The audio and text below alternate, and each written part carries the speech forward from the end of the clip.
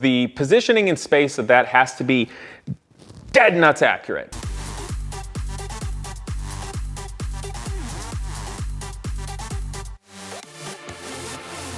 Well, the Genius Garage Lykan Hypersport build is really going tremendously, and I could not be more proud of how all these students have come together to be part of this build. And truth be told, these students, they're in college, some as young as freshmen, and they've never done a project like this in this scope, in this kind of environment. And what gets me most excited about it is just seeing them come together as a team, seeing their personal growth.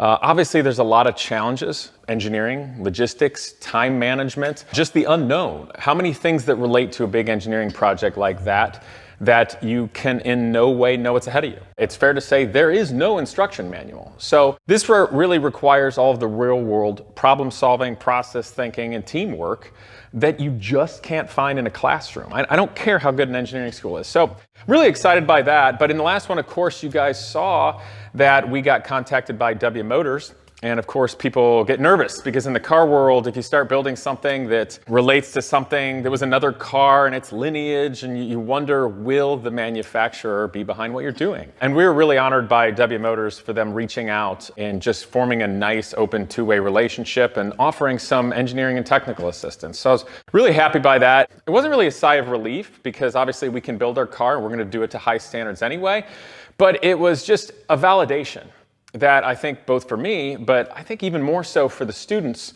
it really meant a lot for them as young engineers that are looking to start their career, and of course for Genius Garage. And I think that's also exciting for everybody out there that's watching as part of the car community because it's aspirational.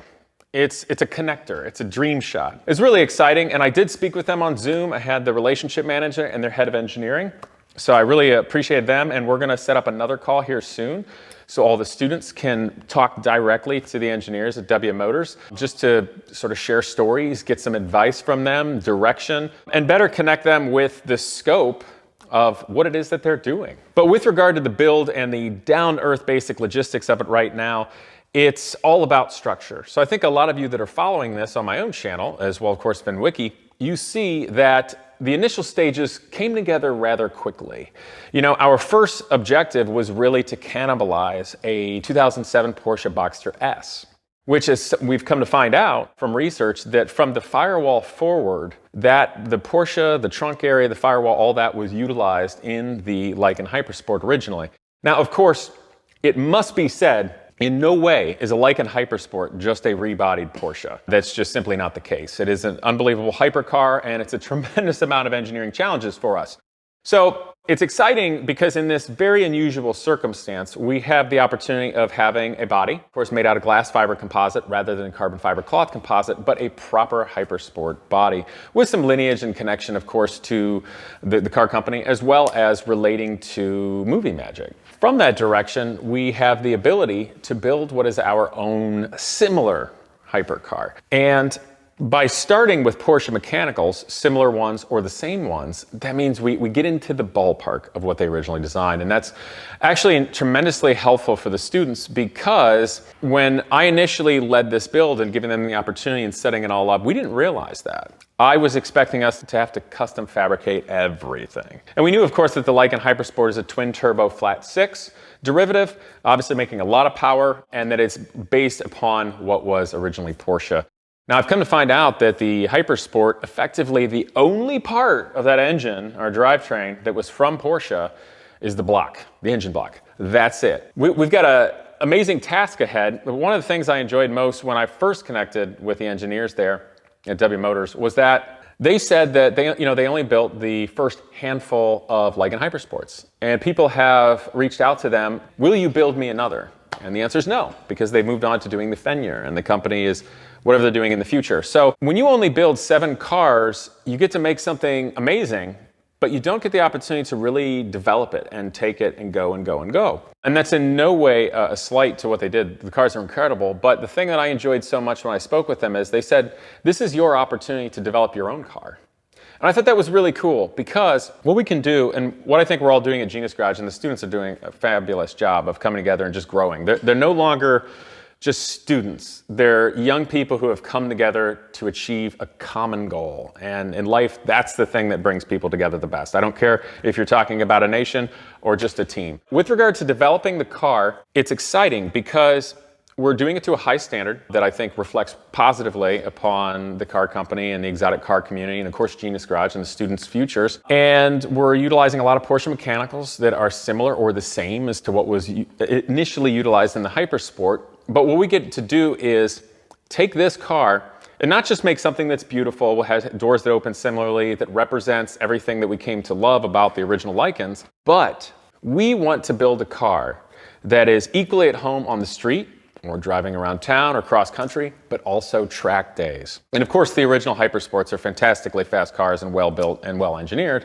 But that's our objectives. Something that represents the original as well, looks good. It is its own thing. And we're going to use our know-how and background and acumen with all the years of Genius Garage's success on road racing tracks and of course car building and coming together for that common goal. So it's really exciting. This is now getting into the early part of June, and the plan is and was to have this thing test under its own power at the Mid-Ohio Sports Car course by the end of June. Now we're going to see if that happens, because in terms of the steps, initially I said to you guys it went pretty quick, because obviously we're cannibalizing that Porsche.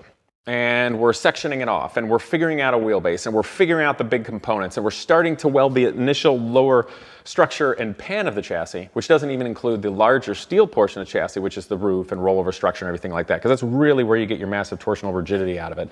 And of course, safety considerations too. Not to mention everything you need to actually hang the composite body structure on, and then have places to mount things like your actuators for the active aerodynamics and things like that. The initial part goes pretty quickly, and the guys have done an amazing job. They've really developed their skills with metal fabrication, welding, etc., and are really starting to understand flying by the seat of your pants, conceptualizing of mechanical engineering and also systems engineering. And it's also exciting because they're working as a team. So if there's one guy as a computer up front doing 3D modeling for taillights, he's also coordinating having a 3D printer going and making test pieces, while two guys are working on, like the trunk and hinge actuations and things, while another guy is doing like welding, and he's like the meat and potatoes of the build, making it happen. So it's exciting when you see the team really start to flow and come together. But with any build, car build or big builds, there's chapters. So our first chapter was cannibalizing the Boxster and figuring out and getting set up. The next one was building an initial structure and pan and everything like that. The difficulty for teams and young teams with any chapter you reach in a build is the first chapter is really fun to start and get through, but it requires a lot of concentration to finish up a chapter before you move on to the next one. And if you can't move on from one and then go to the other one decisively, then it's like you have a messy workspace. You move on with that, and I told the guys, I said, look, if we're finishing the chassis structure, we have to do that rock solid really well. And we have to have all of the systems, all the hydraulics, pneumatics, electrics, everything working so that chassis runs. And that's why on my channel I showed, I'm like, guys, we have to make it a goal that this thing starts and runs and could be driven again right now. Even if we don't take the chassis out and drive it, it needs to have all the systems working so that you guys are free of mind with your time management, with your engineering, with your conceptualizing of spatial things and engineering. So you're free of mind to now concentrate specifically on the rest of the structure of the chassis and how you're going to integrate the composite panels. With regard to that, the most important composite section of the bodywork is the center section, which comprises of the roof, effectively the A-pillars around the windshield, the door jamb areas and all of that, because that's your anchor point, that's your base. So the positioning in space of that has to be dead nuts accurate. It has to be perfect. With every step and every student and every connection, they have to be thinking minimum of 3 steps ahead of the game. What is to come, because if one guy goes to town and fixates the center section of the body in place and locks it down, the problem is you have to then take the nose structure and put it in place and see if that's fitting within the realm and move this around to make sure, because the hood has to connect those two things perfectly. The funny thing was, when I was speaking to the engineer at W Motors, I asked him relating to the doors. And I would have been happy if they were just so kind as to tell us, what's the sweep? What is the angle and measurements of how that door opens? Because we can look in pictures, but it's tricky. It's weird the way those things sweep out and up. It's unusual. And I asked him about that, and they were really nice and really helpful, but he gave me an amazing tip, because he said to me, you know what, those doors were about the most difficult challenge on the whole car. I mean, they apparently spent so much time perfecting those things, which is cool because obviously they're super cool. I think everybody enjoyed like the reverse Lambo suicide opening doors. You know, for us in building a car, that's got to be right. And they gave us, I don't want to call it a shortcut because shortcuts connotate if you're not doing a great job.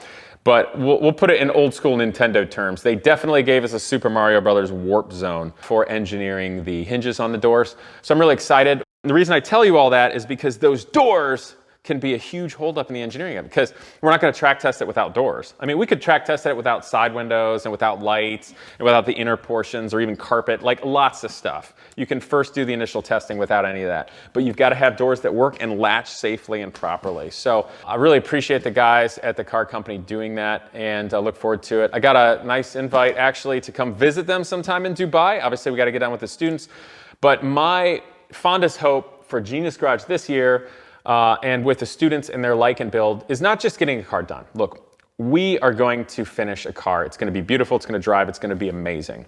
But the whole purpose of Genius Garage, and the reason I founded this, and I've worked this hard for very little tangible return, is because the educational system in America is hugely theoretical vacuum. You don't get real world experience in a classroom.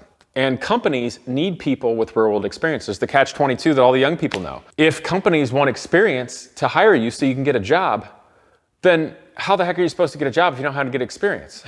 And if you can't get a job to get experience, how are you supposed to get a job? You know what I mean? It's terrible. So the reason I created Genius Garage is I just knew and believed in what myself and my peers were capable of when we were in college, and we never got a chance. We never got the shot. So I worked all these years to create the ultimate environment in the world with race cars and engineering airplanes, just the most amazing things, because young people are capable of so much if they just have an environment, some inspiration, and basic leadership and mentorship. And I think that's the biggest thing missing in the world. I think the educational system does a great job at what it can do, but there's something missing, and that's what I've done with Genius Garage. So my fondest hope for the students is that they learn how to process, think, they learn how to come together, solve differences, they learn how to keep their interpersonal fire stoked to finish through a project, and they're doing a great job at it. But also I look forward for them to find personal reward and growth with this car project, you know, in potentially going to SEMA. Maybe that's where they feel that reward and personal growth. Maybe for them, it's seeing the car on the track doing well or driving it cross country. And honestly, my not so secret anymore hope is that there's a sponsor out there that might cover the students' travel. I would love for all my students to get the opportunity to travel to United Arab Emirates, visit W Motors, check out the original car. And quite frankly, I think there's a lot of value to just international travel and meeting people outside of your own culture. And I think, you know, we live in a very global world nowadays, so I think there's value to that for any young engineer looking to start their career. But it's been exciting so far, and I look forward to see you guys next time. You're here because you like a good car story, but let's be honest, we've probably watched enough YouTube videos for a lifetime during the pandemic. It's time to get out of the house and make a story of your own. Extreme Experience puts you in the driver's seat of some of the world's most exciting cars, like this 2020 Corvette C8, at over 30 racetracks across the country. And right now, we're giving away $50,000 for the track experiences and 30% off everything on our website. Head to xxspeed.com to learn more today.